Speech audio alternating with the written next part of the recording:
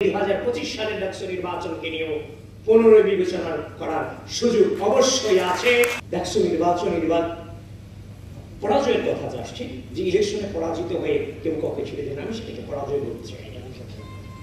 আমরা যারা রাজনীতিতে বেড়ে উঠেছি, আমরা যারা এই জেনারেশনটা, এই রাষ্ট্রের প্রত্যেকটা প্রসার মুভমেন্টকে কিন্তু আমরা লিড করেছি।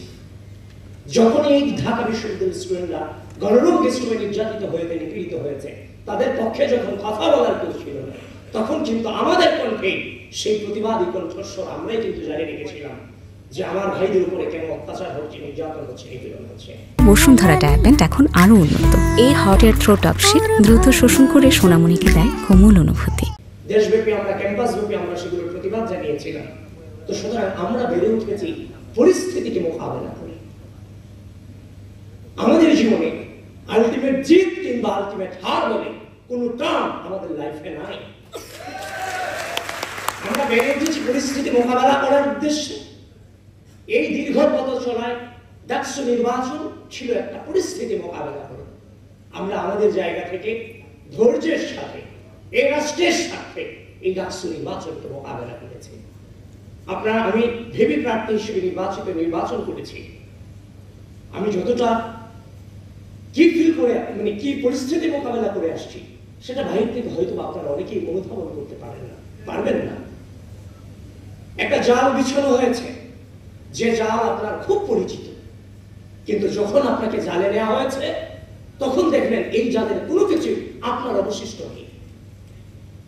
যার প্রপার দৃষ্টান্ত ছিল নির্বাচনের সকালে আমাকে ভিলেন বানানো হলো, আমি ভোট কেন্দ্র দখলের জন্য গিয়েছি। এটা কখনোই মেইনস্ট্রিম মিডিয়া থেকে আমি আশা করিনি। এবং সেটা কারা করেছে, তাদেরও দোষ দিচ্ছি না। কারা করেছে? যে রিটার্নিং অফিসার আমাকে নিয়ে নির্বাচনী কেন্দ্র প্রদর্শন করেছেন, সেই রিটার্নিং কর্মকর্তারাই কিন্তু সাংবাদিকদেরকে বিভ্রান্ত করতে বাধ্য করেছেন। সুতরাং আপনারা বুঝতেই পারছেন ভিতরটা আমাদের জন্য কতটা ডিফিকাল্ট ছিল। বারবার যদি আপনাদের কাছে অভিযোগ করি, আপনারা সেটাকে আপনাদের কাছে শুনতে খারাপ লাগবে। এই জন্য পরিস্থিতিটা মোকাবেলা করে এসেছি। কিন্তু নির্বাচন শেষ হয়ে গেছে, তার মানে সবকিছু চুকিয়ে গেছে, তা না। আমরা যে অসঙ্গতি পেয়েছি, সে অসঙ্গতি গুলো আমরা পেয়েছি, সেগুলো নিয়ে আমরা কিন্তু বাংলাদেশের যে নির্বাচনী কালচার, নেগেটিভ রেজাল্ট আসার পরে বিক্ষোভ করা, অবরোধ করা, মিছিল করা, বিশেষ করে 2019 সালে ডাকসু নির্বাচন পরবর্তী সময় ভিসি অফিস অবরুদ্ধ করা, আমরা কিন্তু বিশাল স্যাক্রিফাইসের মধ্য দিয়ে পূর্বের রাজনৈতিক সংস্কৃতিতে ফিরে না গিয়ে আমরা ধৈর্য ধারণ করেছি।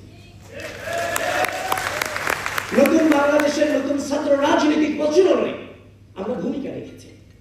আমরা চেয়েছি প্রার্থী হিসেবে আমাদের দৃষ্টিভঙ্গিতে যে অভিযোগ, অনুযোগ এবং যে অসঙ্গতিগুলো ধরা পড়েছে, প্রার্থী হিসেবে আমার যে দায়িত্ব, ভোটার হিসেবেও তাদের দায়িত্ব আছে, তাদের চোখেও নিশ্চয় সেগুলো ধরা পড়বে।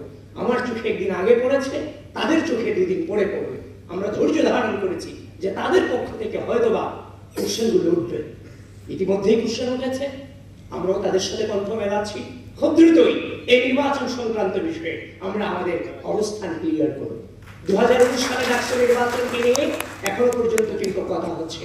সুতরাং 2025 সালে ডাকসু নির্বাচন সবেমাত্র সংগঠিত হয়েছে।